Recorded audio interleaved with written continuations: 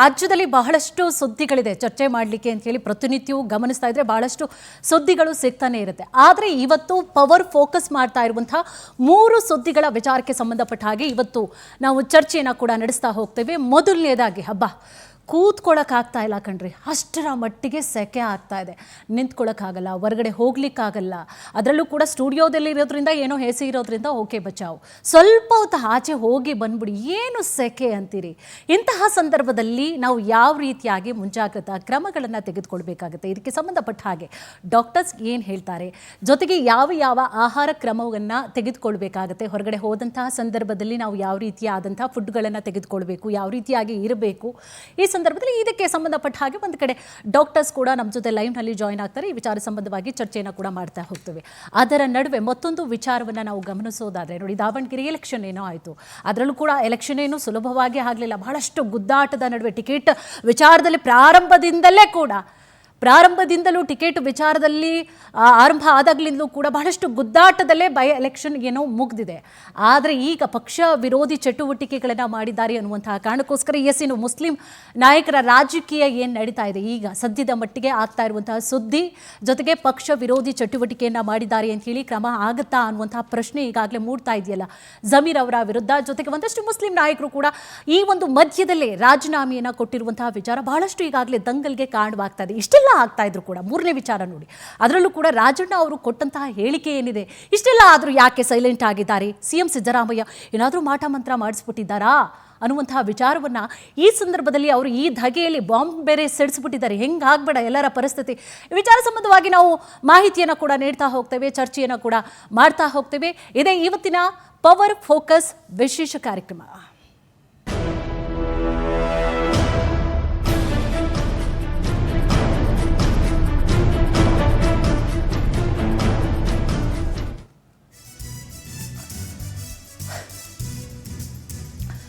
ಮನೆಯಿಂದ ಹೊರಗಡೆ ಕಾಲಿಡುವಂತಹ ಮುನ್ನ ಹುಷಾರ್, ಬೆಂಕಿ ಅಬ್ಬಬ್ಬಬ್ಬಬ್ಬ, ಮನೆಯಿಂದ ಹೊರಗಡೆ ಕಾಲಿಟ್ರೆ ಬೆಂಕಿ, ಬಿಸಿಲು ಕಣ್ರಿ, ಆಚೆ ಬರಲಿಕ್ಕೆ ಆಗ್ತಾ ಇಲ್ಲ. ಜೊತೆಗೆ ಸನ್ ಸ್ಟ್ರೋಕ್ ಶಾಕ್ ಬೇರೆ, ಇಬ್ಬರು ಯುವಕರೇ ಇದರಿಂದಾಗಿ ಬಲಿಯಾಗ್ಬಿಟ್ಟಿದ್ದಾರೆ. ರಾಜ್ಯದಲ್ಲಿ 2 ದಿನಗಳಲ್ಲೇ ಇಬ್ಬರು ಸಾವನ್ನಪ್ಪಿರುವಂತಹ ರಿಪೋರ್ಟ್ ಸಿಕ್ಕಿದೆ.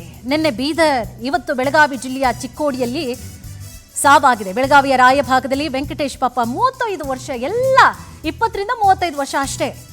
ಬೀದರ್ನ ಕಮಲಾನಗರದಲ್ಲಿ ಮೊಹಮ್ಮದ್ 20 ವರ್ಷ ಸಾವನ್ನಪ್ಪಿದ್ದಾರೆ. ನೋಡಿ, ಮನೆಯಿಂದ ಹೊರಗಡೆ ಬರಲಿಕ್ಕೆ ಭಯ ಆಗುತ್ತೆ, ಕಾಲ್ ಸುಡ್ತಾ ಇರುತ್ತೆ, ಆಚೆ ಬರಂಗಿಲ್ಲ.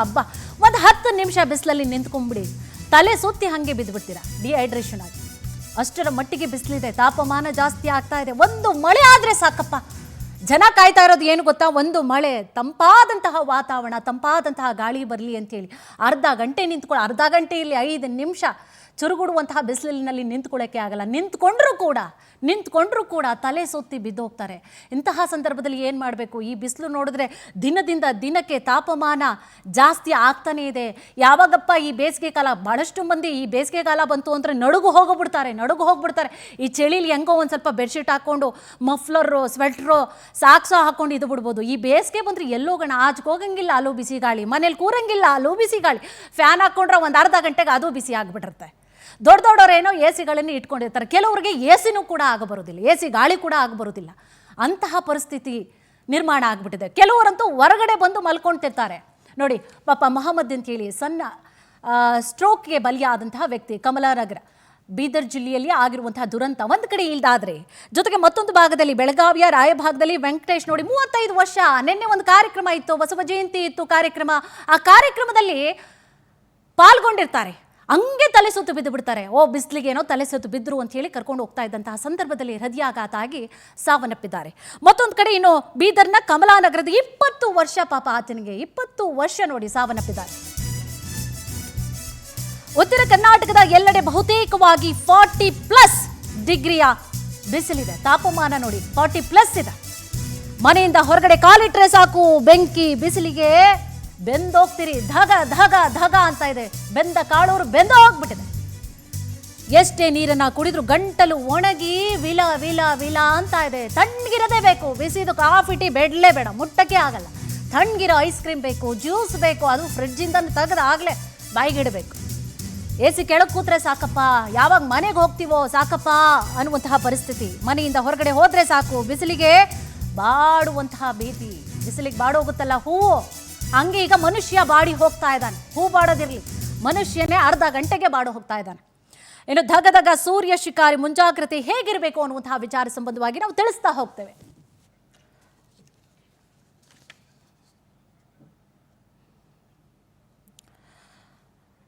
ಇದೇ ವಿಚಾರಕ್ಕೆ ಸಂಬಂಧಪಟ್ಟ ಹಾಗೆ ನಿಮಗೆ ಹೆಚ್ಚಿನ ಮಾಹಿತಿಯನ್ನು ಕೂಡ ನೀಡಲಿಕ್ಕೋಸ್ಕರ ನಮ್ಮ ಜೊತೆಯಲ್ಲಿ ಈಗಾಗಲೇ ಲೈವ್ನಲ್ಲಿ ಜಾಯಿನ್ ಆಗ್ತಾ ಇದ್ದಾರೆ ಡಾಕ್ಟರ್ ಹೃಷಿಕೇಶ್ ದಾಂಪ್ಲೆ ಅವರು, ಖ್ಯಾತ ವೈದ್ಯರಾಗಿರುವಂಥದ್ದು. ಡಾಕ್ಟರ್, ಕಾರ್ಯಕ್ರಮಕ್ಕೆ ಸ್ವಾಗತ. ಥ್ಯಾಂಕ್ ಯು ವೆರಿ ಮಚ್, ಧನ್ಯವಾದಗಳು. ಏನೋ ಮತ್ತೊಬ್ಬರು ವೈದ್ಯರಾಗಿರುವಂತಹ ಡಾಕ್ಟರ್ ನಾಗರಾಜ್ ಅಂಗಡಿಯವರು, ಆಯುರ್ವೇದ ವೈದ್ಯರು, ಅವರು ಕೂಡ ನಮ್ಮ ಜೊತೆ ಕಾರ್ಯಕ್ರಮದಲ್ಲಿ ಜಾಯಿನ್ ಆಗ್ತಾ ಇದ್ದಾರೆ. ಡಾಕ್ಟರ್ ನಮಸ್ಕಾರ, ನಿಮಗೂ ಕೂಡ ಕಾರ್ಯಕ್ರಮಕ್ಕೆ ಸ್ವಾಗತ. ನನ್ನ ಧ್ವನಿ ಕೇಳಿಸ್ತಾ ಇದೆಯಾ sir? Nagaraj sir? Yes Rishikesh sir, ನಾನು ನಿಮ್ಮ ಜೊತೆಯಲ್ಲಿ ಮಾತನಾಡ್ತಾ ಹೋಗ್ತೇನೆ, ನಿಮ್ಮಿಂದ ಪ್ರಶ್ನೆ ಆರಂಭ ಮಾಡ್ತಾರೆ. ಬಿಸಿಲು ಸರ್ ಭಾಳ ಕೂತ್ಕೊಳ್ಳಿಕ್ಕೆ ಆಗ್ತಾ ಇಲ್ಲ, ಭಾಳಷ್ಟು ಕಷ್ಟ ಆಗ್ತದೆ, ಹೊರಗಡೆ ಕಾಲಿಡ್ಲಿಕ್ಕೆ ಆಗ್ತಾ ಇಲ್ಲ. ಅದರ ಅನುಭವ ನಿಮಗೂ ಕೂಡ ಆಗ್ತಾ ಇದೆ. ಇಂತಹ ಸಂದರ್ಭದಲ್ಲಿ ಏನೆಲ್ಲ ಪ್ರಾಬ್ಲಮ್ಸ್ಗಳು, ವೈದ್ಯಕೀಯವಾಗಿ ಏನೆಲ್ಲ ಪ್ರಾಬ್ಲಮ್ಸ್ಗಳು ಶುರುವಾಗುತ್ತೆ, ಅದ್ರ ಬಗ್ಗೆ ಒಂದಿಷ್ಟು ಮಾಹಿತಿಯನ್ನು ಕೊಡೋದಾದ್ರು. ಹೌದು, ಬಿಸಿಲು ಜಾಸ್ತಿ ಆಗ್ತಾ ಇದೆ. ಆದ್ರೆ ರಾಜ್ಯದ ಬೇರೆ ಬೇರೆ ಕಡೆಗಳಲ್ಲಿ, ಬೇರೆ ಬೇರೆ ಜಿಲ್ಲೆಗಳಲ್ಲಿ ಟೆಂಪರೇಚರ್ ಡಿಫ್ರೆನ್ಸ್ ಇದ್ದೇ ಇರುತ್ತೆ. ಅದರಲ್ಲೂ ಉತ್ತರ ಕರ್ನಾಟಕದ ಹಲವು ಜಿಲ್ಲೆಗಳಲ್ಲಿ 44-45 ಟೆಂಪರೇಚರ್ ಇದೆ. ಆದ್ರೆ ಆ ಟೈಮಲ್ಲಿ ನಾವು ಮನೆಯಿಂದ ಹೊರಗಡೆ ಹೋಗುವಂಗೆ ಇಲ್ಲ. ಸುಮಾರು 11ರಿಂದ 4 ಗಂಟೆವರೆಗೆ ಮನೆಯ ಒಳಗಡೆ ಇರುವುದೇ ವಾಸಿ. ಹೋಗ್ಲೇಬೇಕು ಅಂತಾದ್ರೆ AC ಕಾರಲ್ಲಿ ಅಥವಾ ಕೊಡೆ ಹಿಡ್ಕೊಂಡು ಸ್ವಲ್ಪ ದೂರ ಈ ರೀತಿ ಹೋಗಬಹುದು. ಯಾಕಂದ್ರೆ ನಮ್ಗೆ ಇದರಿಂದ, ನಾವು ಹೊರಗಡೆ ಹೋಗೋದ್ರಿಂದ 2 ವಿಷಯಗಳು ನಡೆಯುತ್ತೆ. ಒಂದು, ನಮ್ಮ ದೇಹದಲ್ಲಿರುವ ನೀರಿನ ಅಂಶ ಕಮ್ಮಿಯಾಗಿ, ಲವಣಾಂಶ ಕಮ್ಮಿಯಾಗಿ ನಮ್ಗೆ ಹೀಟ್ ಸ್ಟ್ರೋಕ್ ಬರಬಹುದು. ಹೀಟ್ ಸ್ಟ್ರೋಕ್ ಬಂದ್ರೆ ಈ ಲವಣಾಂಶಗಳು ಏರಿಕೆ ಮತ್ತೆ ಕಡಿಮೆ ಆಗೋದ್ರಿಂದ ನಮ್ಮ ಹಾರ್ಟ್, ಲಂಗ್ಸ್, ನಮ್ಮ ಬ್ರೈನ್ ಎಲ್ಲದಕ್ಕೂ ಏಟ್ ಬೀಳ್ಬೋದು. ಅದರಿಂದ ಅದನ್ನ ನಾವು ಆಗದಂತೆ ನೋಡ್ಕೋಬೇಕು. ಆಮೇಲೆ ಇನ್ನೊಂದು ತಿಳಿಬೇಕಾದ ವಿಷಯ ಅಂದ್ರೆ, ನಿಮ್ಮ ಮನೆಯಲ್ಲಿ ನೀವು ಬಾಗಿಲುಗಳನ್ನೆಲ್ಲ ಹಾಕಿ ಫ್ಯಾನ್ ಆನ್ ಮಾಡಿಟ್ಬಿಡ್ಬೋದು. ಆಕ್ಚುಲಿ ಫ್ಯಾನ್ ಆನ್ ಮಾಡಿದ್ರೆ ನಮ್ಮ ದೇಹಕ್ಕೆ ಏನು ತಣ್ಣಗೆ ಗಾಳಿ ಬೀಸುತ್ತೋ ಅದು ನಮ್ಮ ಬೆವರು ಆವಿಯಾಗೋದ್ರಿಂದ ನಮಗೆ ತಣ್ಣಗಾಗ್ತದಂಗೆ ತೋರತ್ತೆ. ಅದೇ ರೀತಿ ಇನ್ನೊಂದು ಎಕ್ಸ್ಪೆರಿಮೆಂಟಿನ ಪ್ರಕಾರ ನಮ್ಮ ಮೆಂಟಲಿ ಸ್ವಲ್ಪ ಗಾಳಿ ಬೀಸಿದ ತಕ್ಷಣ ತಣ್ಣಗಾದಂಗೆ ನಮ್ಮ ಮನಸ್ಸೇ ತಣ್ಣಗಾಗಿದೆ ಅಂತ ನಮ್ಗೆ ಹೇಳುತ್ತೆ. Actually complete ತಣ್ಣಗಾಗಿರಲ್ಲ. ಇನ್ಫ್ಯಾಕ್ಟ್ ಒಂದು ರೂಮಲ್ಲಿ 5 ನಿಮಿಷಕ್ಕಿಂತ ಹೆಚ್ಚಿನ ಹೊತ್ತು ನೀವು ಫ್ಯಾನ್ ಆನ್ ಮಾಡಿಟ್ರೆ ಅಲ್ಲಿನ ಟೆಂಪರೇಚರ್ ಸ್ವಲ್ಪ ಜಾಸ್ತಿನೇ ಆಗುತ್ತೆ, ಕಮ್ಮಿ ಆಗಲ್ಲ. ಬಟ್ ಅದು ಕೂಡ ಆರೋಗ್ಯಕ್ಕೆ ಒಳ್ಳೇದಾ ಸರ್? ಅದು ಈಗ ಫ್ಯಾನ್ ಗಾಳಿ ಇರ್ಬೋದು, AC ಇವೆಲ್ಲ ಆರೋಗ್ಯಕ್ಕೆ ಒಳ್ಳೇದಾ? ಫ್ಯಾನ್ ಗಾಳಿ ಒಳ್ಳೇದಲ್ಲ ಒಂದು ಕಾರಣಕ್ಕೆ ಬೇಕಾಗಿ, ಯಾಕಂದ್ರೆ ಅದರಿಂದ ನಮ್ಮ ಟೆಂಪರೇಚರ್ ಜಾಸ್ತಿ ಆಗ್ಬಹುದು. ದೇಹದಲ್ಲಿನ ನೀರು ಆವಿಯಾಗೋದ್ರಿಂದ ಪುನಃ ನಮ್ಮ ಲವಣಾಂಶಗಳು ಹೆಚ್ಚು ಏರುಪೇರು ಆಗ್ಬಹುದು. ಅದಕ್ಕೆ ನೀವು ಆವಾಗ ನಮ್ಮ ಮನೆಯ ಒಳಗಡೆಯಿಂದ ಗಾಳಿ ಹೊರಗಡೆ ಹೋಗುವಂಗೆ ನೋಡ್ಕೋಬೇಕು. ಯಾಕಂದ್ರೆ ಒಳಗಡೆ ಟೆಂಪರೇಚರ್ ಜಾಸ್ತಿ ಇದ್ದು ಹೊರಗಡೆ ಸ್ವಲ್ಪ ಕಮ್ಮಿ ಇದ್ರು ಹೊರಗಡೆ ಹೋಗತ್ತೆ. ಹೊರಗಡೆನೆ ಹಂಗೆ ನೆರಳು ಇರುವ ಕಡೆ ಇದು ಗಾಳಿಯ ಉಷ್ಣಾಂಶ ಕಮ್ಮಿ ಇರುತ್ತೆ. ಸೊ ಆದ್ರಿಂದ ಹೊರಗಡೆ ಹೋಗತ್ತೆ. AC ಇನ್ನೊಂದು ವಿಷಯ, AC ಏನಂದ್ರೆ ಅದು ರೀಸೈಕ್ಲಿಂಗ್ ಅಂತ ಹೇಳ್ತೀವಿ ನಾವು. ರೀಸೈಕ್ಲಿಂಗ್ ಅಂದ್ರೆ ಒಂದ್ಸಲ ನಿಮ್ಮ ಲೆಟ್ಸೆ ಒಂದು 100 ಕ್ಯೂಬಿಕ್ ಮೀಟರ್ ಅಷ್ಟು ಇದು ಗಾಳಿ ನಿಮ್ಮ ಮನೆಯಲ್ಲಿ ಇದೆ ಅಂತ ಇಟ್ಕೊಳ್ಳಿ. ನೀವು AC ಆನ್ ಮಾಡಿಟ್ರೆ ಅದರ ಬರೇ 2% ಇಂದ 3% ಮಾತ್ರ ಗಾಳಿ ಹೊರಗಡೆ ಹೋಗುತ್ತೆ. ಬಾಕಿ ಇಲ್ಲಿ ರೀಸರ್ಕ್ಯುಲೇಟ್ ಆಗತ್ತೆ.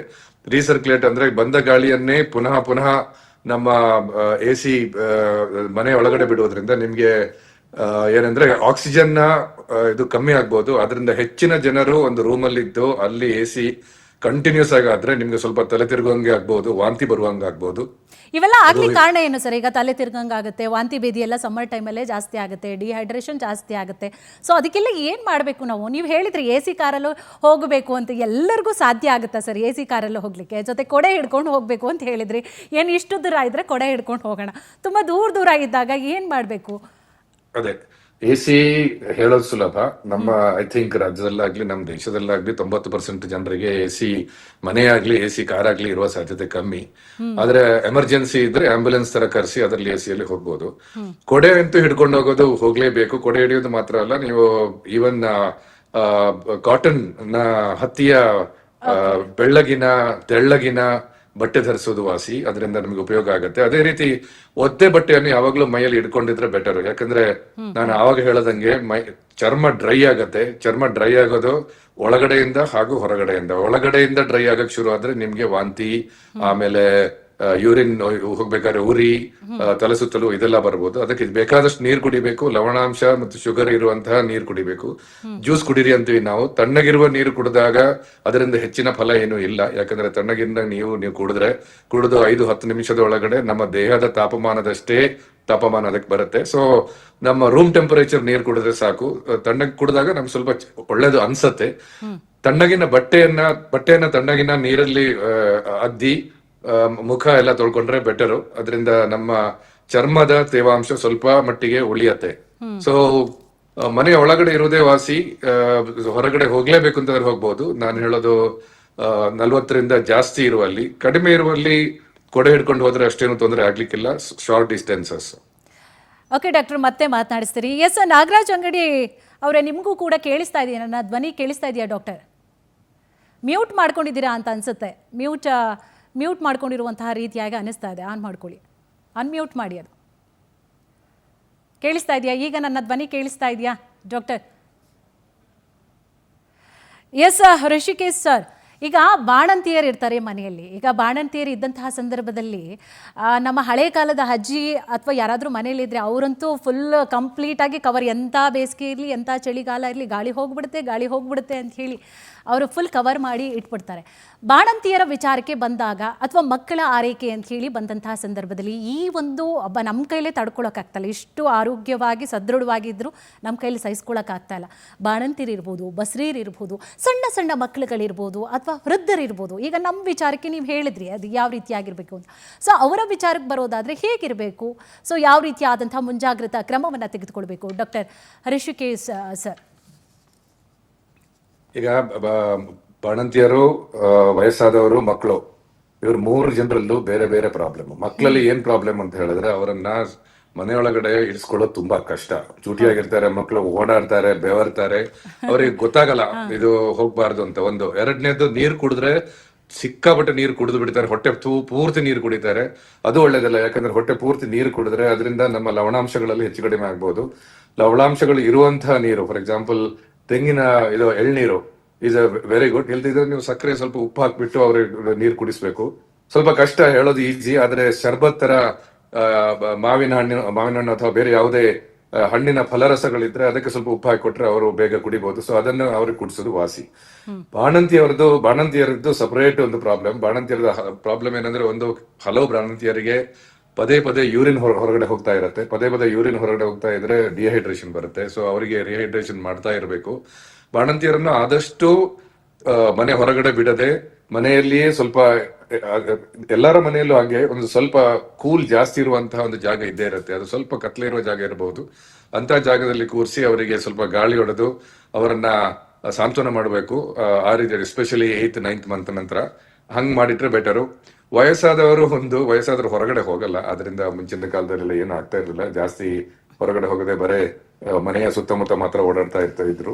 ಅದು ಅಲ್ಲದೆ ಮುಂಚಿನ ಕಾಲದಲ್ಲಿ ಗಿಡ ಮರಗಳು ತುಂಬಾ ಇರೋದ್ರಿಂದ ನೆರಳು ಇರ್ತಾ ಇತ್ತು. ನೆರಳಿದ್ದಲ್ಲಿ ಇವಾಗ್ಲೂ ಅಷ್ಟೇ, ನಿಮ್ಗೆ ಸ್ವಲ್ಪ ನೆರಳಿದ್ದಲ್ಲಿ ನೀವು ನಡ್ಕೊಂಡು ಹೋದ್ರೆ, ದೊಡ್ಡ ದೊಡ್ಡ ಮರಗಳ ಕಡೆಗೆ ನಡ್ಕೊಂಡು ಹೋದ್ರೆ ಅಷ್ಟು ಸೆಕೆ ಆಗಲ್ಲ. ಮರಗಳು ಇಲ್ಲ ಸರ್. ಈಗ ಮರಗಳು ಎಲ್ಲಿದೆ? ಈಗ ಮರಗಳು ಇಲ್ಲ. ಸೊ ನಾವು ಈಗ ಮರಗಳನ್ನು ಬೆಳೆಸ್ಲಿಕ್ಕೂ ಈಗಲೇ ಯೋಚನೆ ಮಾಡ್ಬೇಕು. ಯಾಕಂದ್ರೆ ಇನ್ನೂ ನಾವು ಬದುಕಬೇಕಾಗಿ ಬರುತ್ತೆ ಹಲವು ವರ್ಷಗಳು. ಆಕ್ಚುಲಿ ಸರ್, ಇವತ್ತು ನಾನು ಮೈಸೂರಿಂದ ಬರ್ಬೇಕಾದ್ರೆ ಗಾಡಿಯಲ್ಲಿ ಮರ ಎಲ್ಲಿದೆ, ಬ್ರಿಡ್ಜ್ ಕೆಳಗಡೆ ತಂಪಾಗಿರೋ ಕಡೆ ಎಲ್ಲಿ ಸಿಗುತ್ತೆ ಅಂತ ಹೇಳಿ ಹುಡ್ಕೊಂಡು ಬರ್ತಾ ಇದೆ. ಅವಾಗ ಬೈಕೊಂಡು ಬರ್ತಾ ಇದೆ. ಮರಗಳ ಈಗ ಗೊತ್ತಾಗ್ತಾ ಇದೆ ಅದ್ರ ಬೆಲೆ ಎಷ್ಟು ಅಂತ ಹೇಳಿ ಗೊತ್ತಾಗ್ತದೆ. ಅದ್ರ ಮೌಲ್ಯ ಎಷ್ಟಿದೆ, ಎಷ್ಟಿರಬೇಕು ಅಂತೇಳಿ ಈಗ ಅನ್ನಿಸ್ತದೆ. ಆ ಬಿಸಿಲಲ್ಲಿ ನಿಜ ಅರ್ಧ ಗಂಟೆ ನಾವು ನಿಂತ್ಕೊಳ್ಳಿಕ್ಕಾಗಲ್ಲ ಸರ್. ಆಧುನಿಕತೆಯಲ್ಲಿ ಒಳ್ಳೇದು ಇದೆ, ಕೆಟ್ಟದು ಇದೆ. ಆಧುನಿಕತೆಯಲ್ಲಿ ಈಗ ನೋಡಿ, ನೀವು ಸಿಂಗಲ್ ಇಲ್ಲಿಂದ ಅಲ್ಲಿವರೆಗೆ ರೋಡ್ ಮಾಡಿದ್ದೀರಾ. ನೀವು ಆರಾಮದಲ್ಲಿ 1 ಗಂಟೆ 15 ನಿಮಿಷದಲ್ಲಿ ಮೈಸೂರು ತಲುಪ್ತೀರಾ ಕೆಂಗೇರಿಯಿಂದ. ಸೊ ಅದೇ ಅಡ್ವಾಂಟೇಜ್. ಬಟ್ ಡಿಸ್ಅಡ್ವಾಂಟೇಜ್ ಏನಂದ್ರೆ, ಅದು ಮಾಡಕ್ ಬೇಕಾಗಿ ಮರಗಳನ್ನು ಕಡ್ದಿದ್ದಾರೆ. ಆ ಮರ ಕಡ್ದಿರೋದು, ಮರ ವಾಪಸ್ ಬರ್ಬೇಕು ಅಂತಾದ್ರೆ ಒಂದು 5-6 ವರ್ಷ ಬೇಕು, ಅಲ್ಲ 10 ವರ್ಷನೇ ಬೇಕು. ಆ ಮರ ಬಂದ ನಂತರ ಮಾತ್ರ ನಮಗೆ ಅಲ್ಲಿ ನೆರಳು ಸಿಗಕ್ ಸಾಧ್ಯ. ಅಷ್ಟರವರೆಗೆ ನಾವು ಅನುಭವಿಸ್ಬೇಕಾಗಿ ಬರುತ್ತೆ. ಅದ್ರ ಜೊತೆಗೆ ಇದು ಆಲ್ಮೋಸ್ಟ್ ಲೈಕ್ ಸೇತುವೆ ತರ ಇರುತ್ತೆ ನಮ್ಮ ಹೈವೇಗಳು. 100%. ಬಿಟುಮೆನ್ ಅಂದ್ರೆ ನಮ್ಮ ಡಾಮರ್ ಇರೋದು ಅಷ್ಟೇ, ಅದು ಬಿಸಿ ಆಗುತ್ತೆ. ಅದ್ರಿಂದಲೂ ನೀವು ನೋಡ್ತಾ ಇದ್ರೆ ಮರೀಚಿಕೆ ಅಂತ ಹೇಳ್ತೀವಿ ನಾವು, ನೀವು ಮರೀಚಿಕೆ ನೋಡಿರ್ಬೋದು ಇವತ್ತು ಮೈಸೂರಿಂದ ಬರ್ತಾ ಇದ್ರೆ. ಏನಂದ್ರೆ ರಿಫ್ಲೆಕ್ಷನ್ ಕಾಣ್ತಾ ಇರುತ್ತೆ. ಅಂದ್ರೆ ಅಷ್ಟು ಟೆಂಪರೇಚರ್ ಜಾಸ್ತಿ ಆಗಿ ಈ ರಸ್ತೆಯ ಪಕ್ಕದ ಗಾಳಿ ತುಂಬಾ ತೆಳ್ಳಗಾಗಿ ಅದರ ಮೇಲೆ ಸ್ವಲ್ಪ ದಪ್ಪ ಇರೋದ್ರಿಂದ ನಿಮ್ಗೆ ರಿಫ್ಲೆಕ್ಷನ್ ಕಾಣಕ್ ಶುರು ಆಗುತ್ತೆ. ಸೊ ಇಂತಹ ಸಂದರ್ಭದಲ್ಲಿ ನಾವು ಸ್ವಲ್ಪ ಜಾಗೃತೆ ವಹಿಸ್ಬೇಕು. ಅದು ಅಲ್ಲದೆ ಇದು ಕೆಲವೆಲ್ಲ ನಮ್ಮಿಂದ ಏನು ಮಾಡಲಾಗದಂತಹ ವಿಷಯ. ಆದಷ್ಟು ಬೇಗ ನೀವು 4:15 ಎದ್ದು ಬಂದಿದ್ರೆ ಚೆನ್ನಾಗಿತ್ತು. ಆದ್ರೆ ಅದೇ time ಇಡ್ಸ್ತಾ ಬೇರೆ ಮಾಡ್ಕೊಳ್ಬೇಕು ಈಗ. ಕಾರಣಾಂತರಗಳಿಂದ ಅದು ಸಾಧ್ಯವಿಲ್ಲ. ಹೇಳೋದು ಸುಲಭ, ನಾವು ಹೇಳೋದು ಸುಲಭ, ಎಸಿ ಯೂಸ್ ಮಾಡಿ ಅಂತ ಹೇಳಿದ್ರೆ ಎಸಿ ದುಡ್ಡಿಲ್ಲ ಅನ್ಬೋದು. ನೀವು ಕೊಡೆ ಹಿಡ್ಕೊಂಡು ಹೋಗಿ ಅಂತ ಹೇಳಿದ್ರೆ ಕೊಡೆಯ ಒಳಗಡೆನೂ ಬರುತ್ತೆ. ಆಕ್ಚುಲಿ ಬ್ಲಾಕ್ ಕೊಡೆಗೆ ಒಳಗಡೆ ವೈಟ್ ನೀವು ಏನು ಪೇಂಟ್ ಇದ್ರೆ ಬೆಟರು ಅಲ್ಲ, ವೈಟ್ ಕೊಡೆನೆ ಬೆಟರು. ಬ್ಲಾಕ್ ಕೊಡೆ ಸ್ವಲ್ಪ ಶಾಖವನ್ನು ಹೀರ್ಕೊಂಡು, ಬ್ಲಾಕ್ ಕೊಡೆ ಒಳಗಡೆ ಇದ್ರು ನಿಮ್ಗೆ ಧಗೆ ಬರಕ್ ಶುರು ಆಗುತ್ತೆ ಒಳಗಡೆ. ಓಕೆ ಡಾಕ್ಟರ್, ಮತ್ತೆ ಮಾತನಾಡಿ.